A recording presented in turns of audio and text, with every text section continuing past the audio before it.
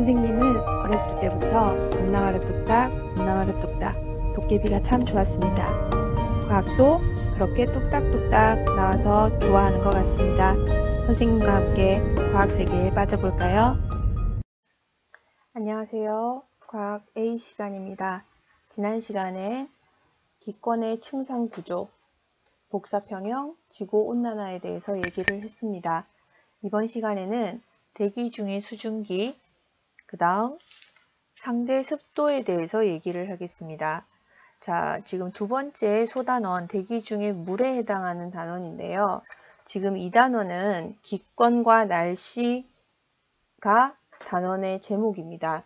자, 일단 기권이라는 거는 지구계 중에 공기층을 얘기를 하는 거고, 그 다음 날씨는 대류권에서 일어나는 변화, 기상현상을 우리가 날씨라고 얘기를 합니다.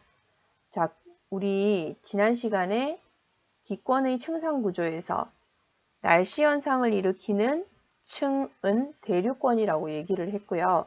이 대류권의 특징은 높이가 올라가면 올라갈수록 기온이 낮아지고 기체의 80%가 존재하는 곳으로서 수증기가 대류현상을 일으키면서 날씨현상, 비가 눈이 오는 현상 등의 날씨, 기상현상을 만들어낸다라고 얘기를 했습니다. 그렇다면 이 대기 중의 수증기가 어떤 역할을 하길래 날씨현상을 일으키는지 우리가 기초적인 내용을 먼저 언급을 좀 하고 난 다음에 구체적으로 날씨 현상에 대해서 얘기를 좀 해보도록 하겠습니다. 자, 먼저 교과서 64페이지, 65페이지 내용을 먼저 보도록 하겠습니다. 자, 먼저 도입 영상 보도록 합시다.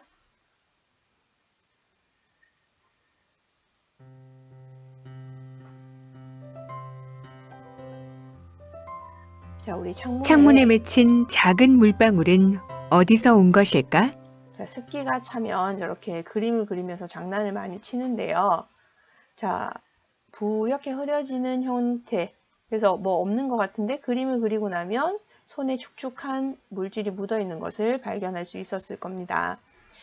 자, 이렇게 물에 젖은 종이가 뭐 마르거나 뭐 청소한 바닥이 마르는 것은 물이 수증기로 변해서 대기 중으로 날아가기 때문이다 라고 되어 있고, 그러면서 대기 중에는 우리 눈에는 보이지 않지만 수증기, 물에서 H2O 성분인 수증기가 포함이 되어 있다. 그렇다면 공기는 수증기를 얼마나 많이 포함할 수 있을까? 라는 질문을 던져주고 있습니다. 그러면서 그 밑에 해보기에 기온에 따라서 수증기량이 어떻게 달라지느냐를 지금 한번 실험을 해봐라 라는 얘기가 있는데요. 한번 봅시다. 자, 둥근 바닥 플라스크에 따뜻한 물을 조금 넣고 고무마개로 입구를 막아보랍니다. 여기 지금 보면 따뜻한 물 조금 지금 들어있는 상황이지요. 여기 지금 물이 조금 있습니다. 자, 이 상황에서 헤어 드라이어로 플라스크를 이렇게 열기를 가하면서 플라스크 내부의 변화를 관찰을 해보랍니다. 자, 그러면 어떻게 될까요? 자, 그러면 이제 요 지금 물이 기화가 되면서 수증기로 바뀌는 걸 우리가 확인을 할 수가 있습니다. 자, 그럼 이 상황에서 과정 3, 2의 플라스크를 찬물로 식히면서 플라스크의 내부를 한번 관찰을 해보랍니다. 그럼 이제 어떻게 될까요? 기화된 수증기가 다시 액화가 되면서 물방울로 변하는 걸 우리가 확인을 할 수가 있습니다. 자, 그래서 2번. 자, 플라스크를 헤어 드라이기로 가열했을 때 기화가 되었고요. 수증기로 바뀌었고요. 그 다음에 찬물로 식혔을 때는 액화가 되었습니다. 자, 그러면서 어떤 변화가 나타났으며 설명했고요. 그랬을 때 플라스크 내부의 수증기량은 어떻게 변했느냐. 그럼 어떻게 변했을까요? 기화가 됐을 때는요. 수증기량이 증가가 됐고요. 액화가 되었을 때는요. 다시 물방울로 바뀌었으니까 수증기량은 감소했겠죠. 자, 그래서 마지막 요 질문에 정리를 좀 해봅시다. 공기가 최대로 포함할 수 있는 수증기량은 기온과 어떤 관계가 있느냐? 고정이냐? 변하느냐. 일단 변하겠죠. 자, 그럼 어떤 관계가 있을까요?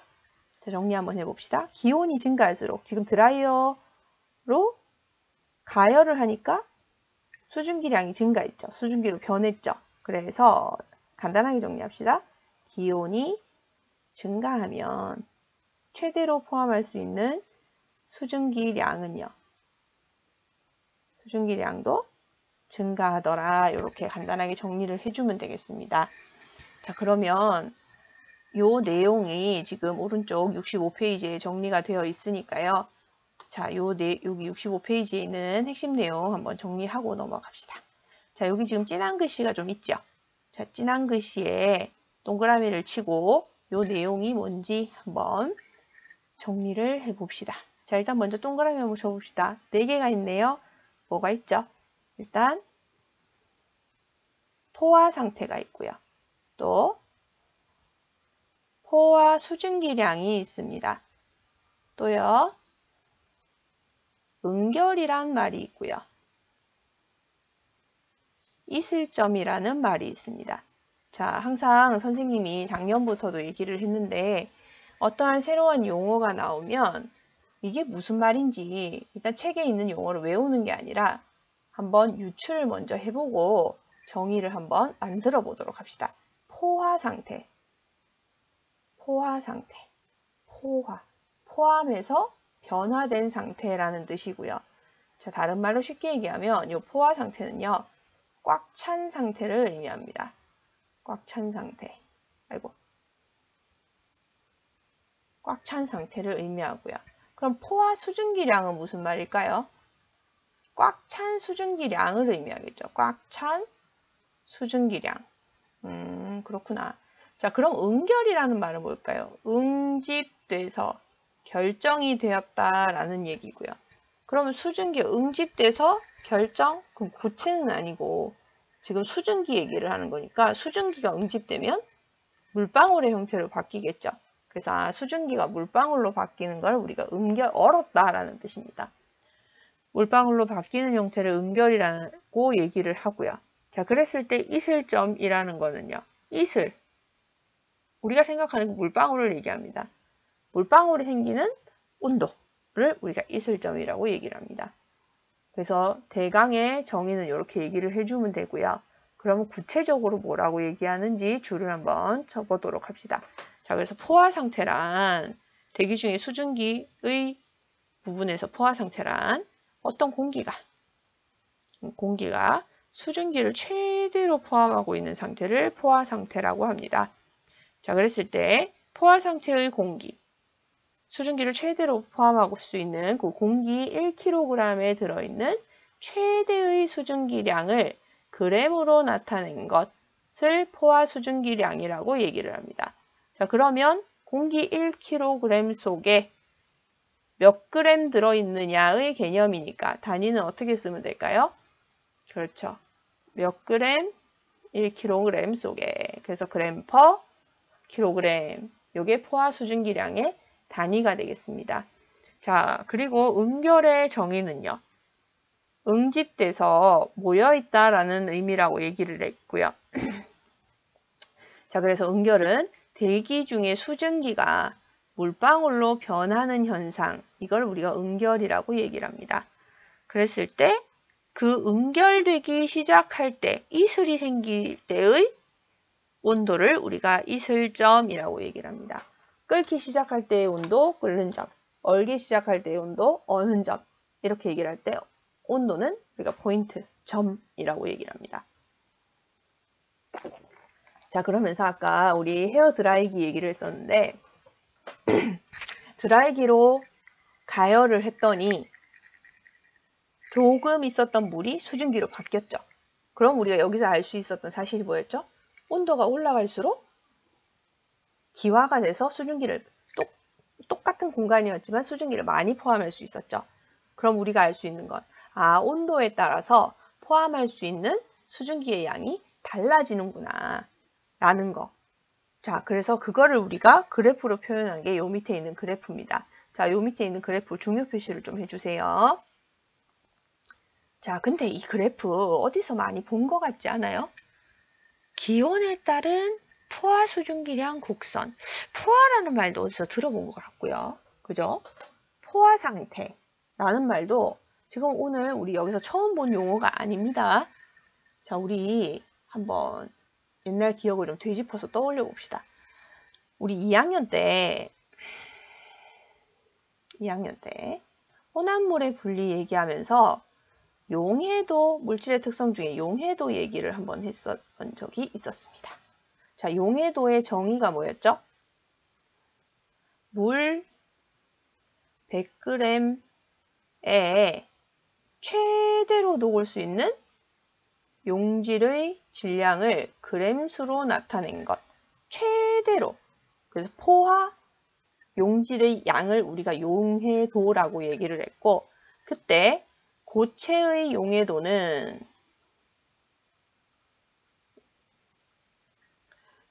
온도가 높을수록 고체의 용해도도 증가하더라.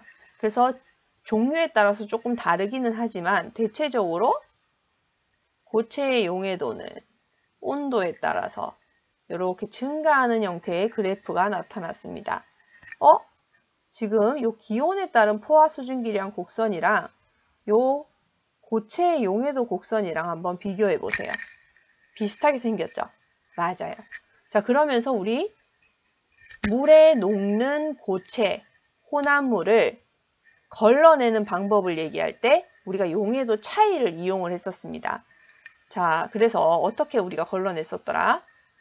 자, 용해도 차이가 큰 애하고 용해도 차이가 이렇게 작은 애하고 섞여 있을 때 얘를 최대한 온도를 올려서 녹인 상황에서 온도를 다시 낮추면 어떻게 되나요?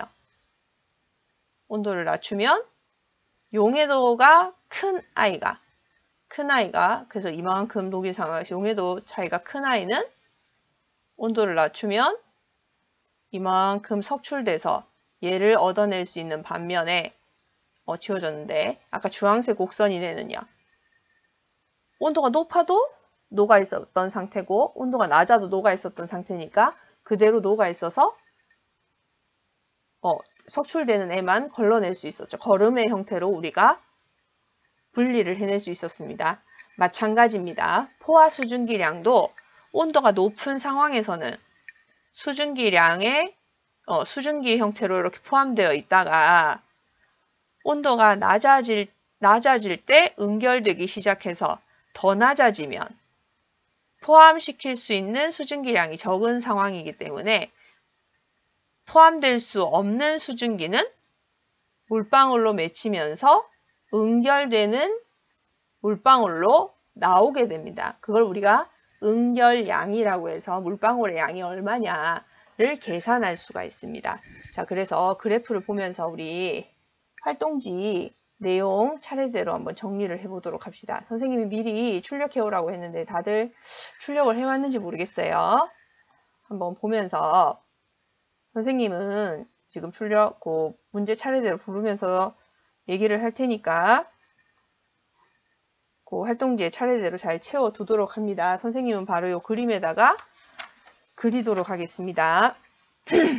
자, 일단은 그래프 자체에서 바로 우리가 설명할 수 있는 것 몇 가지를 얘기를 하겠습니다. 자, 일단은 이 그래프는 뭐라고 했죠? 기온에 따른 포화 수증기량 곡선이라 그랬습니다. 자, 그럼 우리가 이 그림 자체에서 바로 파악할 수 있는 건 첫 번째. 자, 일단 여기다 그래프에다가 하나 바로 적어 놓으세요. 자, 이 그래프 제목에다가 뭐라고? 기온에 따른 활동지에 적으세요. 기온에 따른 포화 수증기량 곡선 또는 포화 수증기량 이렇게 해놓으면 되겠고, 자, 기온 올라가면 올라갈수록 수증기량이 점점 증가하더라. 외우는 게 아니라 생각을 해보세요. 온도가 올라가면 올라갈수록, 그렇죠, 물이 기화가 되니까 수증기량 많이 포함할 수 있겠네, 이렇게 생각을 하면 되겠습니다. 일단 첫 번째 파악할 수 있는 내용이었고요. 자, 그 다음에 이 곡선 자체가 우리가 이 곡선은 뭘 의미하는 걸까요? 그렇습니다. 이 곡선은요, 포화 상태를 의미합니다. 포화 상태. 즉 꽉 찬 상태. 공기 1kg 속에 최대로 포함할 수 있는 수증기량. 언제? 그 온도에서 최대로 포함할 수 있는 수증기량을 의미하더라. 자, 그러면 요 곡선 아래쪽은 뭘 의미할까요? 그렇죠. 요 30도 한번 봅시다.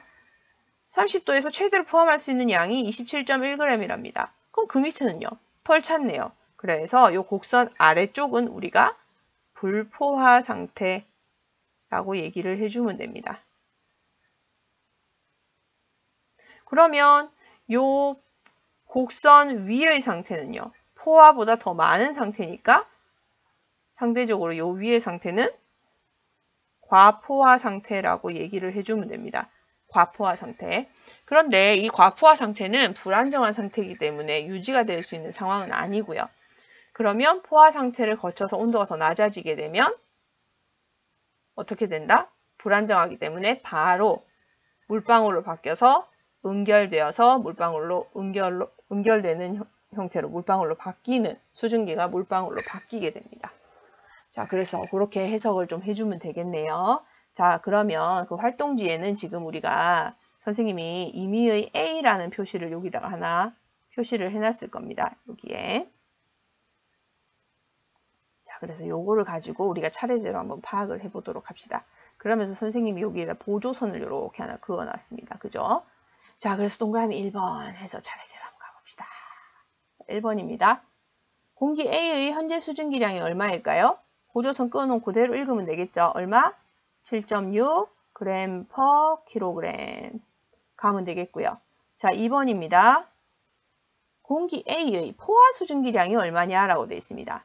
온도가 20도죠. 그럼 20도씨에서의 포화 수증기량은 쭉 따라 올라가서 요 곡선상의 수증기량 읽어주면 되겠네요. 얼마입니까? 14.7 g/kg 해주면 되겠습니다. 자, 동그라미 3번입니다. 이슬점이 얼마예요? 라고 물었어요. 자, 이거는 어디 가면 됩니까? 그렇죠. 이슬점이니까. 이슬이 맺히는 온도니까 온도를 낮춰주면 됩니다. 그죠? 요거는 어떻게? X축. 가로축으로 내려가 주면 됩니다. 가로축으로 내려가다가 포화 수증기량 곡선과 만나는 요 점의 X축의 요 온도. 요게 이슬점입니다. 그래서 몇 도? 10도. 요게 A의 이슬점이고요. 그 다음 4번. 4번이 뭐죠? 1kg 공기 A를, 즉 A가 공기 1kg에 포함되어 있는 수증기량인데 얘를 0도씨로 냉각시켰을 때, 즉 0도씨로 쭉 내렸을 때, 이 온도까지 내렸을 때 응결되는 공기 A의 현재 수증기량이라고 되어 있는데 현재 요거 지우고요. 응결되는 공기 A의 수증기량, 응결되는 양, 요거 한번 계산해 봅시다. 얼마가 응결되느냐 이 얘기고요. 얼마 응결될까요? 자, 7.6이었는데 현재 양은 7.6인데 쭉 내려가니까 0도씨에는 3.8g밖에 포함을 지금 최대로밖에 못 시킵니다. 그럼 7.6인데 3.8밖에 포함을 못 시키니까 나머지 얘는요. 튕겨 나가겠죠. 어떤 형태로? 물방울의 형태로 응결되겠네요. 자, 그럼 계산해주면 어떻게 됩니까? 7.6g g/kg 빼기 3.8 g/kg 하면요. 계산되죠? 네, 3.8 kg/kg 해주면 되겠네. 아니면 1kg 중에라고 했으니까 그냥 3.8g이라고 해줘도 되겠고요. 자, 그런데 이제 여기서 주의할 거는 전제 조건이 4번에서의 전제 조건은 공기 1kg이라고 그랬습니다. 자, 그런데 만약에 4번에서 공기가 만약에 2kg이라면 그때는 응결되는 수증기량이 얼마일까요? 그럼 1kg, 요게 1kg 기준이니까 1kg 기준으로 해서 여기가 A점이었죠. 7.6에서 3.8 빼면 3.8이었는데 그거는 1kg 기준이니까 근데 공기가 2kg이라면 그때는 계산해서 곱하기 2 해주면 됩니다. 요거 우리 2학년 때 배웠던 석출량이랑 거의 똑같은 계산 방법입니다. 그 다음 5번입니다. 20도씨에서 공기 A의 상대 습도. 상대 습도? 이거 우리 안 배웠는데요. 자, 그러면 상대 습도 개념은 조금 이따가 뒤에 가서 일단 배우고 다시 한번 이 그래프로 넘어오도록 하겠습니다. 자, 잠시 이 그래프 적고요. 뒤에 상대 습도 갑시다. 자, 66페이지입니다. 습도가 뭘까요? 라는 얘기를 먼저 좀 해줘야 되겠습니다. 습도가 뭐예요? 처음 들은 얘기는 아닌 것 같고. 말 그대로입니다. 습하고, 여기 지금 나오죠. 두 번째 줄. 공기의 습하고 건조한 정도를 우리가 습도라고 얘기를 합니다. 자, 그랬을 때 이 습도는요, 크게 두 가지가 있습니다. 상대 습도, 여기 지금 책에 나오는 상대 습도가 있고요. 절대 습도라는 개념도 있습니다. 절대 습도는요, 말 그대로 절대적인 그냥 수증기 양입니다. 그럼 수증기 양이 이 정도 있구나. 근데 그래서 어쩌라고. 그래, 수증기 양이 그 정도 있기 때문에 이게 습한 건지 건조한 건지 우리가 느낌상의 그 습한 정도는 얘기를 할 수가 없습니다. 그냥 단지 수증기 양입니다. 그런데 근데 우리는 그냥 건조한지 습한지 그거를 우리가 파악하는 게 훨씬 더 중요하기 때문에 그래서 우리가 일반적으로 사용하는 습도는요. 상대적인 습도, 상대 습도를 많이 이용을 합니다. 그랬을 때 상대 습도란 여기 지금 보면 현재 기온, 어떤 몇 도씨인지는 모르겠지만 현재 기온에서의 포화 수증기량에 대한 즉 꽉 찬 상태가 얼마까지 포함할 수 있는데 현재 공기에 포함된 수증기량은 얼마더라. 그게 몇 %냐를 계산한 겁니다. 말이 좀 어렵죠. 자, 일단은 요 식에다가 중요 표시를 좀 해두시고요. 쉽게 갑시다. 상대 습도는요. 기준분의 실제 곱하기 100입니다. 기준이 뭔데요? 꽉 찼을 때 최대로 넣을 수 있는 양. 그럼 뭐예요? 최대로 넣을 수 있는 양이 포화 수증기량이죠. 이게 기준이고요. 그 다음에 실제는요. 실제로 포함된 수증기량이죠. 그럼 기준분의 실제죠. 언제? 어떤 온도에서의 기준분의 실제 곱하기 100. 이게 뭐라고요? 상대 습도라고요. 말을 외우는 게 아니라 개념을 알고 우리가 그 개념을 만들어내면 됩니다. 그게 과학입니다. 그래서 어떤 온도에서의 기준분의 기준 최대의 양분의 실제. 자, 그러면 상대 습도는 자, 어떤 개념인지 한번 예를 한번 들어봅시다. 예를 들어서 온도 10도씨일 때 하고 20도씨일 때 언제가 더 습하냐 한번 얘기를 좀 해봅시다. 예를 들어서 아까 우리 드라이기로 20도씨까지 올렸습니다. 그러면 최대로 포함을 시킬 수 있는 수증기량은 10도일 때보다 20도씨일 때 훨씬 더 많이 포함을 시킬 수가 있죠. 그러면 10도일 때 우리가 10만큼 포함을 시킬 수가 있다면 20도씨일 때 20만큼 포함을 시킬 수 있다고 가정을 합시다.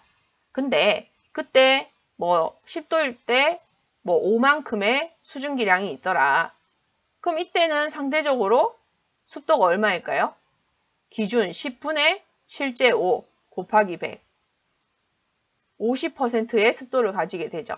그런데 예를 들어서 20도씨에 최대로 포함할 수 있는 양은 20인데 그때 수증기량이 5더라. 그럼 이때는 상대적으로 기준분의 실제 곱하기 100 하면 25%의 습도를 가지게 됩니다. 그럼 언제가 더 습하게 돼요? 그렇죠. 10도일 때가 상대적으로 수증기량은 똑같은 수증기량이지만 우리가 느끼기에는 더 축축하게 느끼게 되더라. 이 얘기입니다. 이게 상대습도의 개념입니다.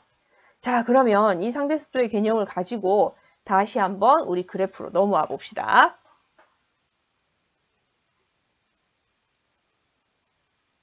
자, 그래서 아까 봤던 이 똑같은 기온에 따른 포화 수증기량의 곡선을 가지고 지금 앞에서는 개념이 없었지만 우리 상대 습도까지 얘기를 할 수가 있습니다. 자, 우리 활동지에 5번, 동그라미 5번 문제 봅시다. 자, 20도씨에서의 공기 A의 상대 습도가 나와 있습니다. 자, 20도씨, 아까 여기 지금 요 온도지요. 아이고. 자, 20도씨 요 온도에서 상대 습도 한번 구해보래요. 상대 습도는 어떻게? 기준. 이 온도에서의 기준 포화 수증기량 14.7g/kg 분의 실제 얼마라고요? 7.6g/kg 곱하기 100. 뭐 약 한 50% 정도 될 겁니다. 그죠? 한번 계산해 보세요. 자, 그 다음에 동그라미 6번입니다. 기온 10도씨로 떨어뜨렸을 때, 그럼 얘를 10도씨로 떨어뜨렸을 때, 그러면 이 공기량이 이렇게 이동을 했을 때의 상대 습도를 한번 구해보래요. 그때 그럼 포화 수증기량은 얼마입니까? 7.6이네요. 분의 수증기량은 그대로죠? 이렇게 쓰면 되겠고요. 그럼 곱하기 100 하면 얼마 나옵니까? 100% 나오죠. 이거 계산할 필요 있나? 자, 10도씨 내려갔더니 요 지금 포화 수증기량 곡선 위에 도달을 했죠. 그래서 우리가 여기서 알 수 있는 건 요 포화 상태의 요 곡선 위에 있는 요 위의 점은 계산하지 않아도 상대 습도가 100%인 상태입니다. 이렇게 우리가 얘기를 해줄 수가 있겠고요. 자, 그 다음 마지막 7번입니다. 기온에 따른 공기 A의 상대 습도 변화, 즉 20도씨에서 10도씨로 바뀌었을 때 상대 습도가 어떻게 변했느냐 우리 구해봤으니까 얘기해주면 되겠죠. 아까 5번에서는 상대 습도가 약 한 50% 정도였는데 6번에서는 100%. 그러면 상대 습도는 점점 높아지더라. 그럼 여기서 우리 결론은 어떻게 내주면 돼요? 7번. 자, 어떻게 해주면 될까? 7번은 기온이 내려갈수록 기준 포화 수증기량이 줄어들죠. 그러면 실제 수증기량은 그대로지만 담을 수 있는 그릇이 작기 때문에 결국은 우리는 더 습하게 느끼는 상황이 됩니다. 그래서 상대 습도는 높아집니다. 그럼 결국 기온과 상대 습도는 서로 반대로 움직이는 상황이라는 거를 우리가 계산으로 확인을 해 봤습니다. 그래서 아까 요 지금 그래프 중요 표시 좀 많이 해놓으라고 했는데 이 그래프에서 우리가 지금 파악할 수 있는 사실이 꽤 많습니다. 그래서 이렇게 중요 표시 좀 해놓으시고요. 자, 활동지 일단 보고 우리가 날씨에 따라서 또 습도는 또 어떻게 파악을 할 수 있는지 우리가 한번 보도록 합시다. 자, 활동지 한번 봅시다. 자, 우리 요게 활동지인데요. 자, 우리 요 그래프에서 우리 지금 확인해 볼까요? 해서 여기 지금 1번부터 여기 7번까지 봤습니다. 요 밑에다가 쭉 한번 답을 정리를 해 놓으시고요. 자, 오늘 과제는 지금 요 활동지에 정리를 쫙 해서 선생님한테 자필로 사진 찍어서 여기 활동지에 사진 찍어서 4시에서 8시 사이에 게시글에 비밀 댓글로 올리는 게 오늘 과제입니다. 시간 좀 지켜주시고요. 1대1 채팅으로는 받지 않겠습니다. 자, 그리고 이제 여기 왼쪽에 지금 요 그래프에 관련된 기본 개념 선생님이 1번부터 9번까지 쭉 적어놨는데 자, 일단 1번부터 8번까지는 지금 우리 배운 걸 쭉 정리를 할 수가 있습니다. 자, 1번 포화 상태 책에 있고요. 적어보세요. 2번 포화 수증기량 요것도 정리를 할 수 있습니다. 자, 3번 포화 수증기량의 변화 요인. 자, 요거는 지금 책에 없는데 포화 수증기량 요걸로 우리가 알 수 있는 게 뭐냐 요거라서 한번 선생님이 적어봤고요. 자, 포화 수증기량은 뭐 때문에 변하는지 한번 봅시다. 자, 포화 수증기량 곡선 보니까 이렇게 바뀌더라. 뭐 때문에 바뀌었습니까? 그렇죠. 기온에 따라서 바뀌었죠. 그래서 거기에다가 정리할 수 있겠어요? 네, 한번 정리해 보세요. 뭐라고 정리하면 될까요? 자, 뭐라고? 포화 수증기량의 변화 요인은 기온 때문에 바뀌더라. 이렇게 하나 정리를 해놓고 그럼 뭐라고 정리하면 됩니까?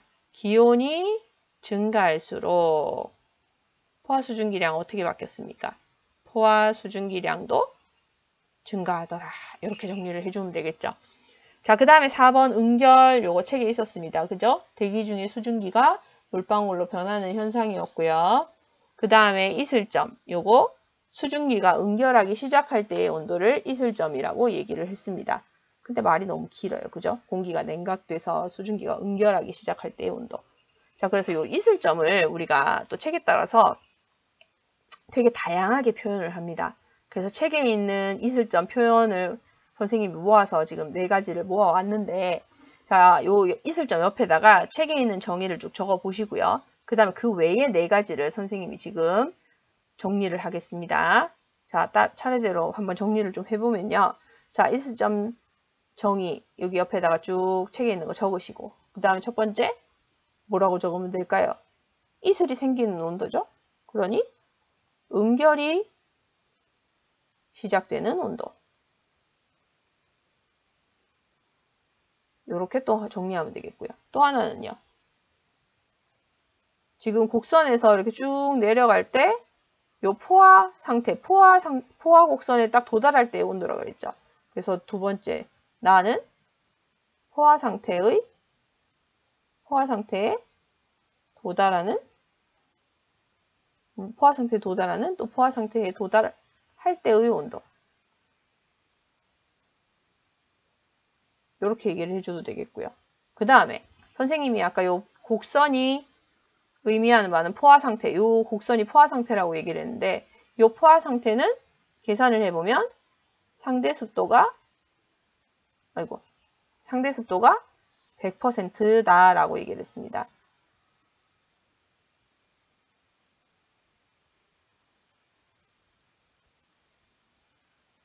그래서 상대 습도가 100%일 때의 온도. 이렇게 얘기를 해주면 되겠고.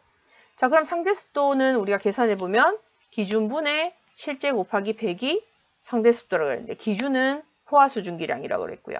그 다음에 실제는요, 현재 수증기량이라고 그랬습니다. 그럼 그 말을 상대 습도 100%를 다른 말로 바꾸면 현재 수증기량이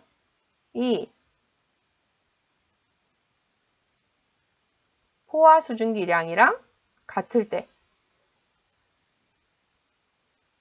그때의 온도라고 얘기를 해주면 되겠네요. 자, 그래서 요거 체크를 좀 해놓으시고요. 그 다음에 아까 3번은 책에 없으니까 중요 표시해 두시고 6번도 마찬가지입니다. 이슬점은 지금 보니까 변합니다. 0도일 때 이슬점이 0도일 때도 있을 거고요. 그 다음에 10도일 때도 있을 거고요. 자, 요즘 그래프 보면 그 다음에 20도일 때도 있을 겁니다. 30도일 때도 있을 거고요. 무슨 소리예요? 즉, 저 위의 온도였다가 쭉 내려와서 여기에 도달하면 이 온도가 이슬점입니다. 쭉 도달하다가 여기에 도달하면 이 온도가 이슬점입니다.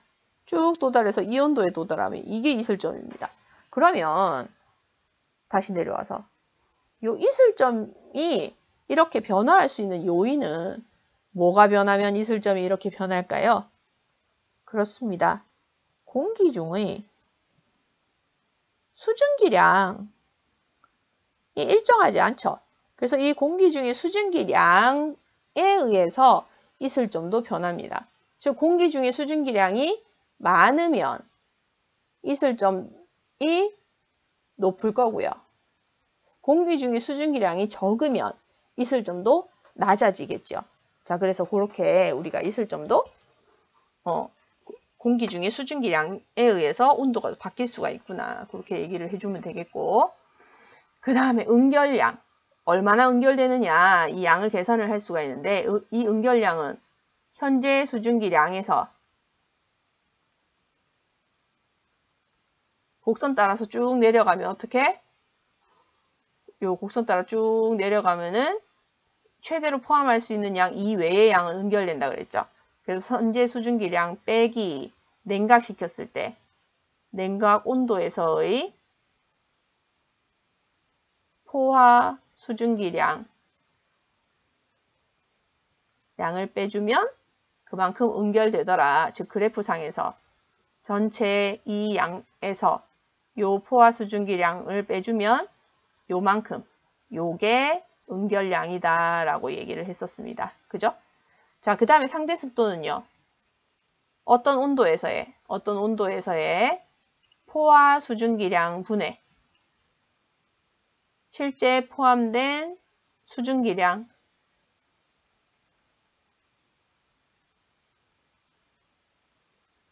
곱하기,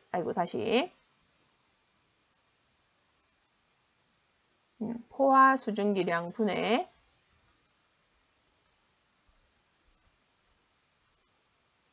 현재 수증기량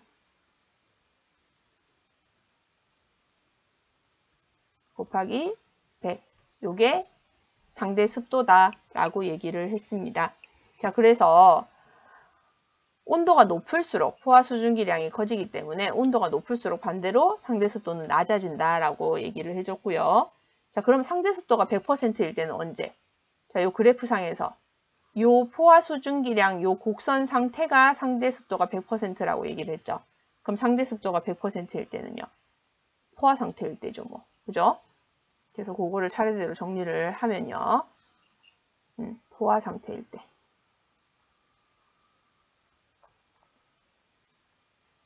그럼 또 다른 말로 이걸 바꾸면 어떻게 하면 될까요? 그렇죠. 곡선 위에 있죠. 포화 수증기량 곡선 위에 있을 때. 곡선 위에 존재할 때. 이렇게 얘기해 주면 되겠고. 그 다음에 있을 점에 도달하면 포화 상태라고 그랬죠.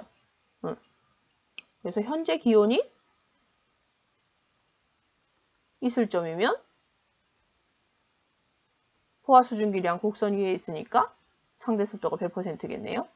그러면 결국 현재 기온이 있을 점이니까 그러면 결국 현재 수증기량이